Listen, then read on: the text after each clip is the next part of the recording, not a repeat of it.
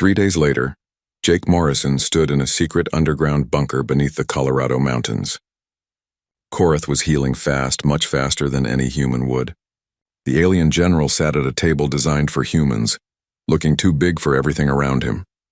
Admiral Patricia Wells paced back and forth in front of a wall of screens. Each screen showed a different view of space around Earth. 12 large alien ships hung in the darkness like silver daggers. "They're not attacking," Admiral Wells said. "They're just waiting. Why?" "They are looking for me," Korath said in his deep voice. "Commander Zexai leads that fleet. He is smart and patient. He knows I am hiding somewhere on your planet." Dr. Amy Zhang sat across from Korath, studying readings from her medical scanner. She had been checking the alien's biology for the past 2 days. Her face showed confusion and excitement. "Admiral," Amy said, "I need to show you something strange." She connected her scanner to the main screen. "When I scan Korath, I get clear readings. Perfect detail of his body and brain patterns. But watch what happens when I scan humans." Amy pointed her scanner at Jake. The screen filled with fuzzy static and random signals. "The readings are all mixed up," Amy continued. "Our brains produce some kind of interference. It's like noise that blocks their scanners." Captain Ryan Brooks, head of Strategic Command, leaned forward. "Are you saying their technology can't see us clearly?" "That's exactly what I'm saying," Amy replied. "Human thoughts are too chaotic, too unpredictable. Their scanners expect organized, logical brain patterns." Korath made a sound that might have been laughter. "Your species thinks in ways that hurt our machines. What we see as broken thinking you call creativity. Is that why you can't find Jake when he hides among other humans?" Amy asked. "Yes," Korath said. "In a crowd of humans, even I cannot pick out one specific person. Your minds create too much confusion." Jake felt a spark of hope. "So we're invisible to them?" "Not invisible," Korath warned, "but very hard to find. Zexai knows this. That is why his ships have not attacked. He needs me alive, and he cannot find me while I am hidden among your people." Admiral Wells stopped pacing. "What makes you so important to them?" Korath was quiet for a moment. "I know things that could destroy the hegemony empire. Secrets about how we control other species. And I know the location of the Origin Vault." "You mentioned that before," Ryan said. "What is it, really?" "The first intelligent species in this galaxy were called the Architects," Korath explained. "They created all other thinking life. Each species was designed for a specific purpose. The hegemony was made to be perfectly logical and controlled. Other species were given strength or telepathy or problem-solving skills." "What about humans?" Jake asked. Korath looked at him with those strange yellow eyes. "Humans were the last species the Architects created. But something went wrong. Or perhaps something went right." Amy leaned forward. "What do you mean?" "Every other species has limits built into their minds," Korath said. "We cannot think beyond our programming. But humans have no limits. You can feel every emotion, think every thought, choose any path. The Architects gave you complete freedom." "And that's bad?" Jake asked. "My people think so," Korath said. "Free thinking is seen as a mental illness in the hegemony. We are taught that order and logic are the only proper ways to live." Suddenly, alarms started ringing throughout the bunker. Lisa Carter's voice came over the speakers from the communication center. "Admiral Wells, we have movement. 3 ships are leaving the main fleet. They're heading for Earth's surface." Everyone ran to the main command center. On the big screen, they could see 3 sleek ships diving toward Earth. They were much smaller than the main fleet, but still larger than anything humans had built. "Where are they landing?" Admiral Wells asked. "New York, London, and Tokyo," Lisa replied. "The biggest population centers. They're going to search for me," Korath said. "They will scan everyone in those cities." "Can they hurt people with their scanners?" Jake asked. "No," Korath said. "But if they cannot find me, they might start taking humans for questioning." Admiral Wells turned to Captain Brooks. "What are our defensive options?" "Against their technology?" Ryan shook his head. "We have nuclear weapons, but they could probably shoot down our missiles before they get close." "What about ground forces?" Jake asked. "We have good soldiers," Ryan said, "but their weapons and armor are far beyond ours." Korath stood up, his huge form towering over the humans. "You are thinking like hegemony commanders. You are trying to match their strengths. What else can we do?" Admiral Wells asked. "Fight like humans," Korath said. "Use the chaos in your minds. Do things that make no logical sense. Surprise them." Amy was still staring at her scanner readings. Jake, I think I understand something. The static our brains create, it doesn't just hide us from their scanners. It might actually interfere with their equipment. What do you mean? Jake asked. If human thoughts can jam their scanners, maybe they can jam other things too. Maybe we're like walking electromagnetic pulse weapons. Korath's eyes went wide.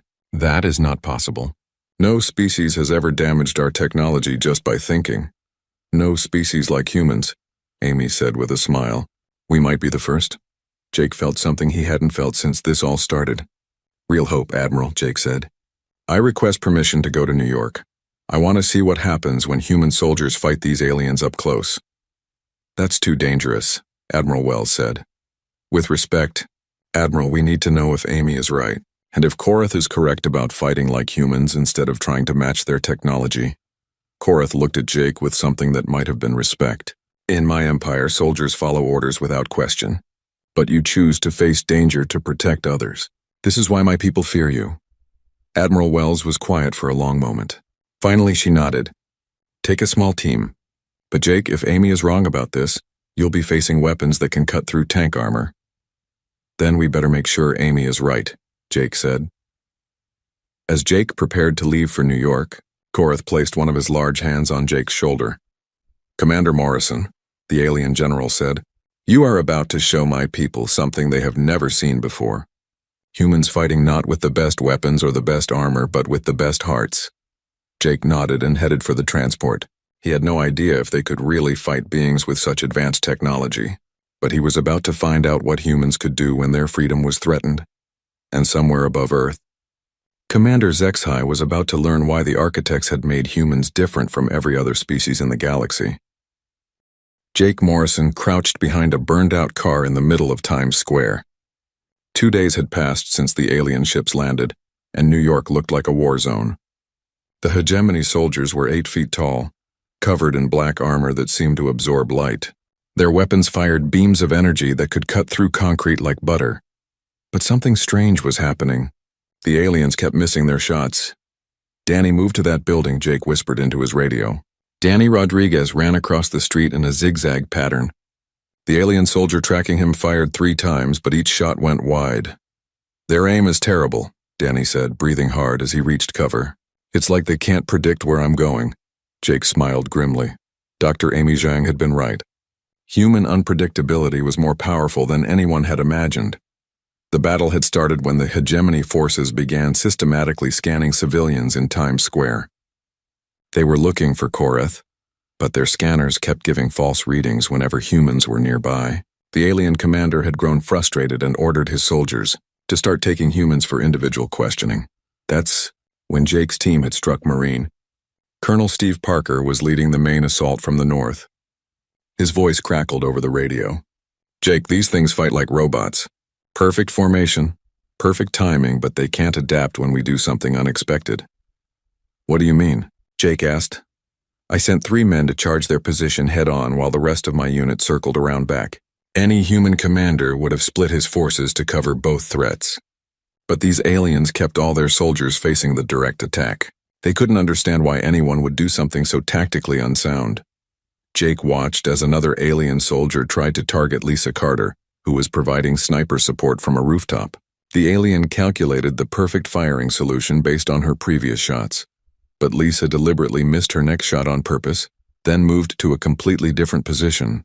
The alien stood still for several seconds, apparently confused by this illogical behavior. Lisa, take the shot, Jake ordered. Lisa's bullet struck the alien in the gap between his helmet and chest armor. The creature fell, blue blood spreading across the concrete. That's 12 down, Steve reported. But Jake, we've got bigger problems. Long-range sensors show more ships leaving the main fleet. Lots more. Jake's radio buzzed with a new voice. Admiral Wells was calling from the bunker in Colorado. Jake, get your team out of there now. We're tracking 40 ships heading for major cities worldwide. This isn't a search anymore. It's an invasion. What changed? Jake asked, running toward their extraction point. Korath thinks Commander HFY has given up on finding him quietly, Admiral Wells replied. He's going to take human prisoners and torture them until someone tells him where Korath is hiding. Back in the Colorado bunker, Korath stared at the screens showing alien ships spreading across Earth. His scaled face showed emotions that were becoming more human-like each day he spent with Jake's people. "I have brought destruction to your world," Korath said to Admiral Wells. "This is my fault. You came here to warn us." Admiral Wells replied, "Without you, we would have no idea what we're facing." President Helen Martinez had arrived at the bunker that morning. She stood next to Dr. Amy Zhang, watching the global situation deteriorate. "General Korath," President Martinez said, "you mentioned something called the Origin Vault. You said it holds the secrets of how human life began. Is there something there that could help us fight your people?" Korath was quiet for a long moment. "Yes," he finally said, "but the price of that knowledge might be higher than you are willing to pay." "Tell us," Amy said. Korath activated a holographic display showing a star map. A single point of light pulsed in a distant galaxy. "The Origin Vault is in the Andromeda Galaxy," Korath began. "It was built by the architects before they disappeared. Inside that facility, they stored not just their technology, but something far more dangerous." "What?" President Martinez asked. "Themselves," Korath said. "The architects did not die. They were imprisoned by the species they created. We feared what they might do if they ever escaped their prison." Amy leaned forward. "Imprisoned by whom?" "By all of us," Korath said. "Every intelligent species in the galaxy joined together to lock away the architects. Even my hegemony empire was part of that alliance." "Why?" Admiral Wells asked. "Because the architects wanted to change their creation. They saw how species like mine had become rigid and controlled. They wanted to remake all intelligent life to be more like humans, free to think any thought, feel any emotion, make any choice." The room went quiet. Amy was the first to speak. "They wanted to give other species what humans already have." "Yes," Korath said, "and that terrified everyone. Freedom is dangerous. It leads to wars, chaos, unpredictable behavior. Most species prefer the safety of limited thinking, but not humans," President Martinez said. "No," Korath agreed. "Humans were the architects' final experiment. You were meant to be their legacy, the example of what free life could become. But before they could complete their work, they were captured and locked away." Suddenly, alarms began ringing throughout the bunker. Lisa Carter's voice came over the speakers from her monitoring station. "Admiral, we have massive energy readings from the hegemony fleet. They're charging some kind of super weapon." Everyone ran to the main command center. The screens showed the alien ships in Earth's orbit glowing with bright energy. "What are they doing?" Admiral Wells asked. Korath's face went pale. "They are preparing to use a compliance beam. It will not kill humans, but it will change your brain patterns. You will become calm, logical, obedient, like proper civilized beings." "You mean they're going to lobotomize the entire planet?" Amy asked in horror. "Yes," Korath said. "Commander Zexhai has decided that humans are too dangerous to remain free. He will turn you into a species that thinks like the hegemony." President Martinez stared at the screens. "How long do we have?" 6 hours to charge the weapon," Korath said. "Then every human on Earth will lose the ability to think freely." Jake's voice came over the radio from New York. "Admiral, what's our status?" "The aliens here just stopped fighting and returned to their ships." "Jake, get back here immediately," Admiral Wells ordered. "We have a situation." As Jake's team raced back to Colorado, Admiral Wells turned to Korath. "Is there any way to stop this weapon?" "Only one," Korath said. "The technology in the Origin Vault could create a shield around Earth, but reaching the vault would require a journey of many months, even with the fastest hegemony ships." "Then we're finished," President Martinez said. "Not necessarily," Amy said suddenly. Everyone looked at her. "Korath, you said the architects are still alive in the vault. What if we could contact them directly? What if we could ask for their help?" "That is impossible," Korath said. "The vault's communication systems were destroyed when the architects were imprisoned." "But what if we could restore them?" Amy asked. "What if humans could do something that no other species has tried in millions of years?" Korath stared at her. "You would try to free beings that even my empire fears?" "If it means saving Earth's freedom," Amy said. "Yes." President Martinez nodded slowly. "Dr. Zhang, what do you need?" "A ship," Amy said. "A fast one. And a team crazy enough to try something that makes no logical sense." Korath looked around the room at the humans planning to risk everything for their freedom. For the first time since arriving on Earth, he smiled. "I know where my former people keep their fastest ship," Korath said, "and I know how to steal it." Admiral Wells activated the global communication system. Jake Morrison, this is Admiral Wells, change of mission. We're not just fighting for Earth anymore. We're about to attempt something that could change the entire galaxy. As the countdown to humanity's forced lobotomy continued, Jake's team prepared for a journey that would take them farther from home than any human had ever traveled. And somewhere in the Andromeda galaxy, beings who had been waiting for millions of years sensed that their final creation was about to find them. The stolen hegemony ship looked like a black knife cutting through space. Jake Morrison stood in the strange alien control room, watching stars fly past at impossible speeds. They had been traveling for what felt like hours, but Korath assured them they were already halfway to the Andromeda galaxy. Human time sense is different from reality at these speeds, Korath explained. Your minds cannot understand how fast we are moving. Dr. Amy Zhang worked at a control panel, trying to modify the ship's communication system. Her hands moved quickly over the alien symbols, which now glowed with colors that seemed more friendly than threatening. I think I understand how their technology works, Amy said. It responds to thought patterns. The more organized and logical you're thinking, the better it works for you. That explains why I keep breaking things, said Nina Torres, the pilot Admiral Wells had chosen for the mission. Nina was known for her creative flying style, the kind that won impossible battles but made flight instructors nervous. Marcus Webb, their engineer, laughed. I've been trying to fix the navigation system for an hour, but every time I approach it logically, it does something different. Try thinking about something else, Amy suggested. Something random. Marcus thought about his daughter's birthday party while working on the navigation controls. Suddenly, the system began responding perfectly. That's amazing, Marcus said. It's like the ship wants us to be confused. Korath watched the humans work with growing amazement. In my empire, only the most disciplined minds are allowed to operate our ships. But you make them work better by being chaotic. Maybe that's the point, Jake said.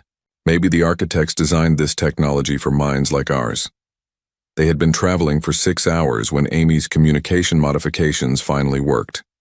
The ship's sensors reached out across space, searching for the origin vault. What they found was both magnificent and terrifying. The vault was enormous, larger than Earth's moon.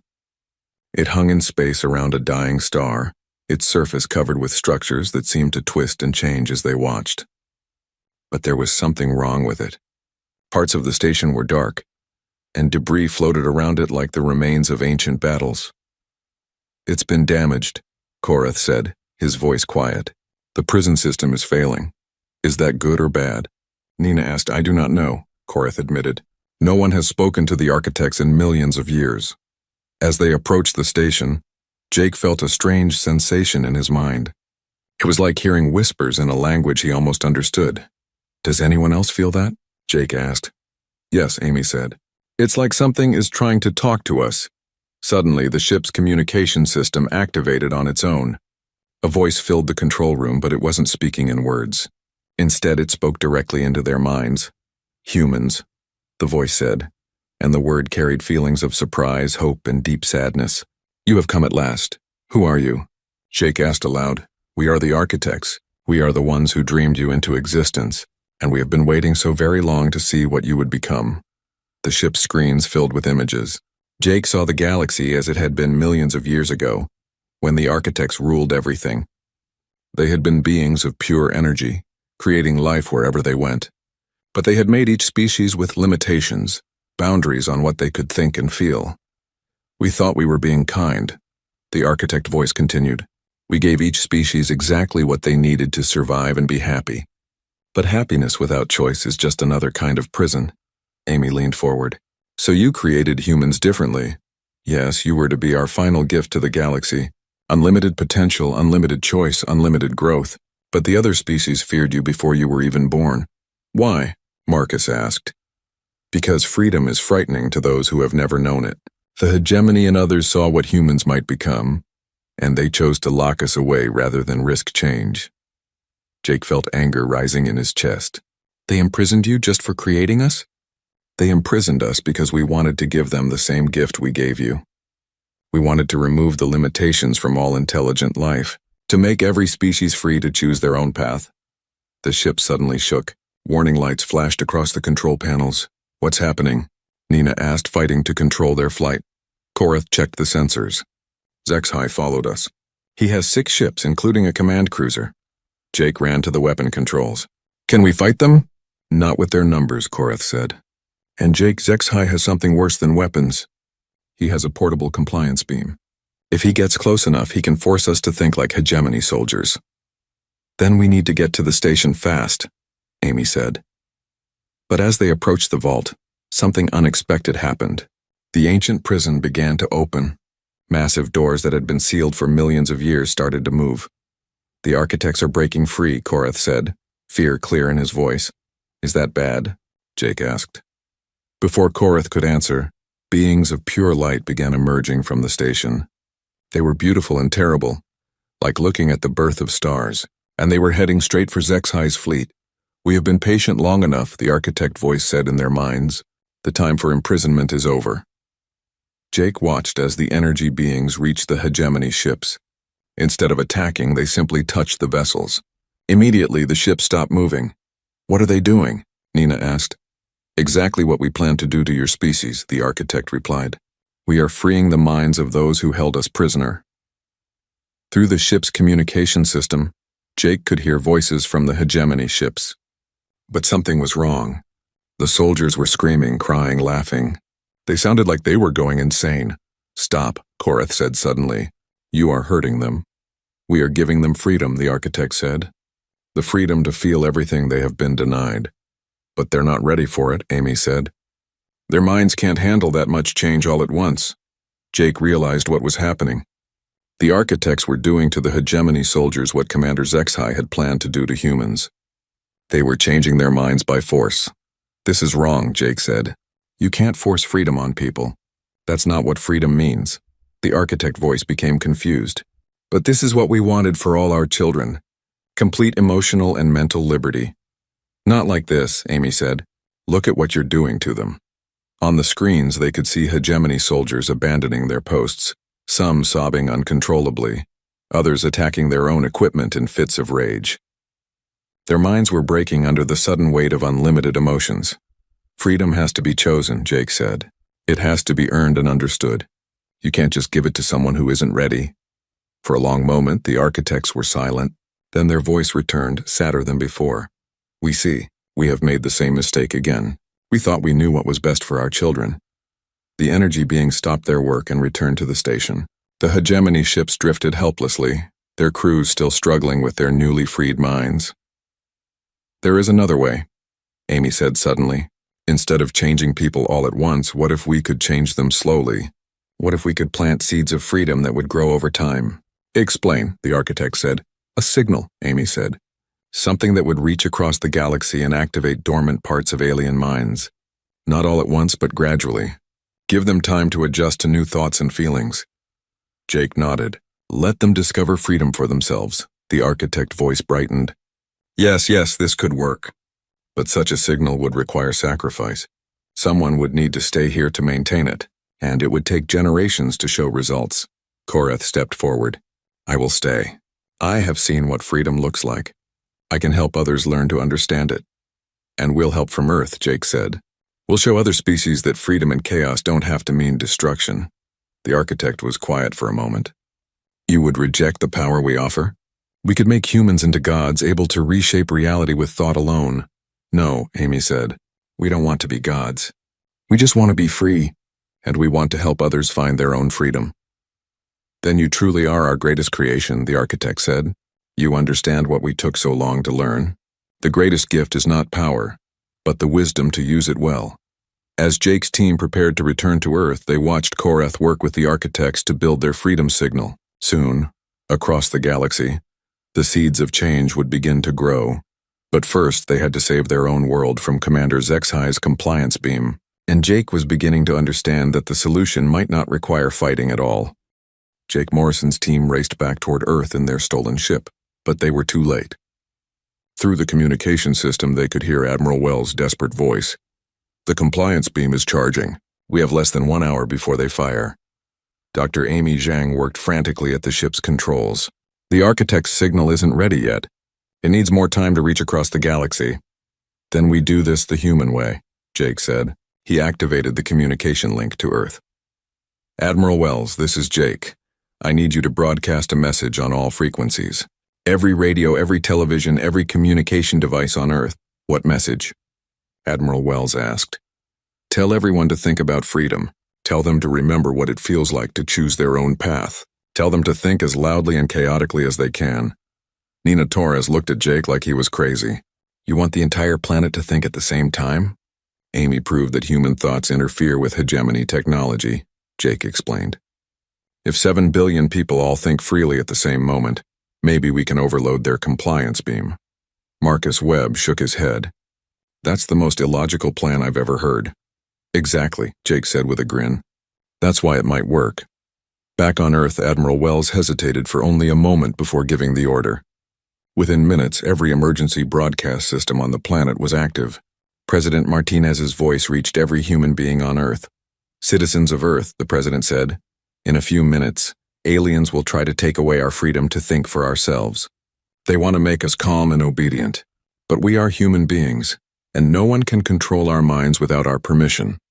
In cities across the world, people stopped what they were doing and listened. I want everyone to think about what freedom means to you, President Martinez continued.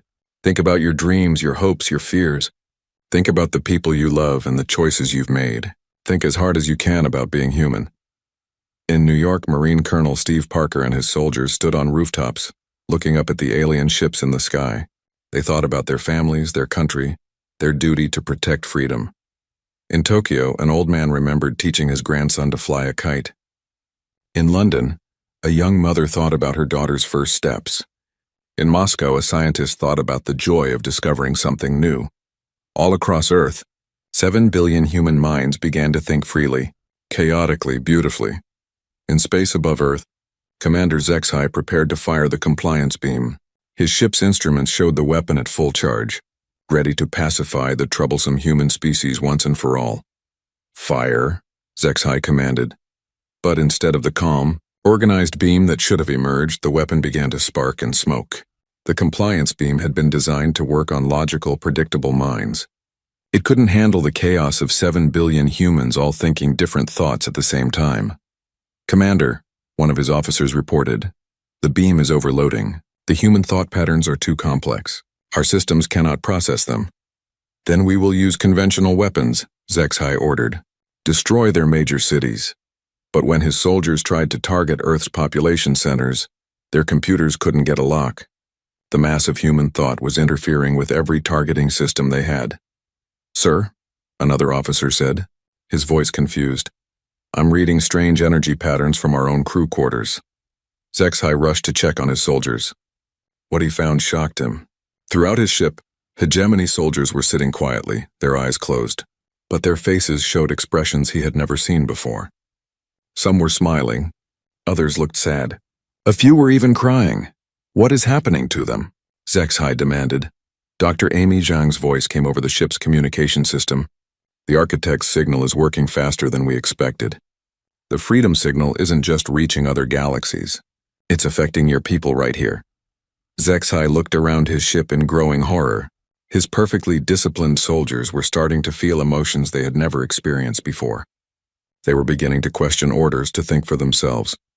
This is madness, HFY said. Order and logic are the foundation of civilization. No, came a new voice. It was Korath speaking from the Origin Vault. Order and logic are tools, but they should serve life, not control it. Jake's ship appeared on HFY's screens. Instead of running or attacking, the human vessel simply stayed nearby, waiting. Commander HFY, Jake said over the communication link, we're not your enemies. We're offering you a choice. What choice? HFY asked. You can keep trying to force order on the galaxy, Jake explained, but that just creates more chaos in the end. Or you can learn to work with freedom instead of fighting it. On HFY's ship, more soldiers were abandoning their posts, but instead of going insane like the ones at the Origin Vault, these soldiers were changing slowly. The architect's signal was working gently, giving them time to adjust to new thoughts and feelings. One young hegemony officer approached HFY. Commander, he said, and his voice was different now, warmer somehow. I've been thinking about why we fight these humans. To maintain order, HFY replied automatically. But sir, the officer continued, What if order isn't the most important thing? What if happiness matters more? Sci-Fi stared at his subordinate.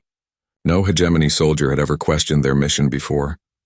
I'm feeling something strange, the officer said. I think it might be what humans call hope. Across the hegemony fleet, similar conversations were taking place. Soldiers were experiencing curiosity for the first time. They were asking questions instead of just following orders. Jake watched from his ship as the alien fleet began to change. Amy, are you recording this? Every second, Amy replied. Jake, this is incredible. They're not becoming human, but they're becoming more like themselves, more individual. The transformation wasn't instant or easy. Some hegemony soldiers struggled with their new emotions. Others embraced them eagerly. But slowly, carefully, they were learning what it meant to think freely. Commander Sci-Fi found himself facing a choice he had never imagined. His empire's perfect order was crumbling, but in its place something new was growing. His soldiers were still loyal, but now they chose to be loyal rather than being programmed for it. What do you want from us? Sci-Fi asked Jake.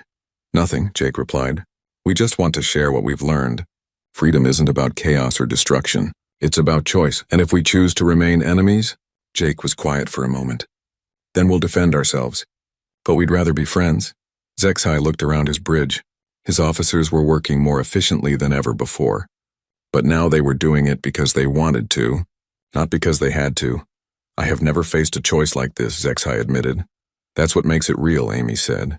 That's what makes it freedom. 3 months later, Jake Morrison stood in what used to be called the United Nations building in New York. But now it was the headquarters of something much larger. Representatives from dozens of species filled the Great Hall, all of them learning to work together despite their differences. The hegemony empire had not fallen, but it had changed. Commander Sci-Fi now served as an ambassador, helping other species understand the transition from rigid order to chosen cooperation. The hardest part, Sci-Fi explained to a group of newly freed alien soldiers, is learning that making mistakes is allowed. In the old empire, errors were punished. Now we understand that mistakes are how we learn. Korath had returned from the Origin Vault to help establish the new alliance. He worked closely with Admiral Wells, who now served as Earth's representative to the Galactic Freedom Coalition. How many species have been affected by the signal? Admiral Wells asked during one of their planning meetings. Over 300 so far, Korath replied. Some are adapting quickly like the hegemony. Others need more time. But the change is spreading, Dr. Amy. Zhang had become the leading expert on what she called consciousness liberation.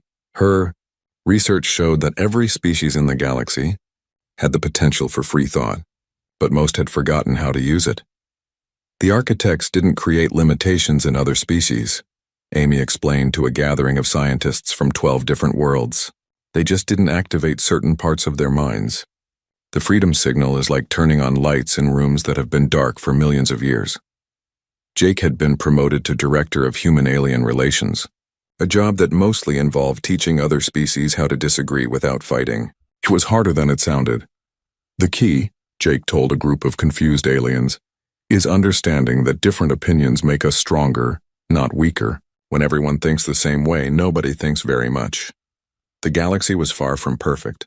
There were still conflicts, still disagreements, still species that preferred order to freedom. But now there were choices. Nina Torres had become the first human captain of a truly interspecies crew. Her ship carried diplomats, scientists, and teachers to worlds that were just beginning to experience freedom. The funny thing, Nina told her mixed crew of humans and aliens, is that the galaxy isn't more chaotic now. It's just more interesting. Marcus Webb was leading the effort to merge human and alien technology. The results were amazing. Alien efficiency combined with human creativity was producing innovations that neither species could have achieved alone.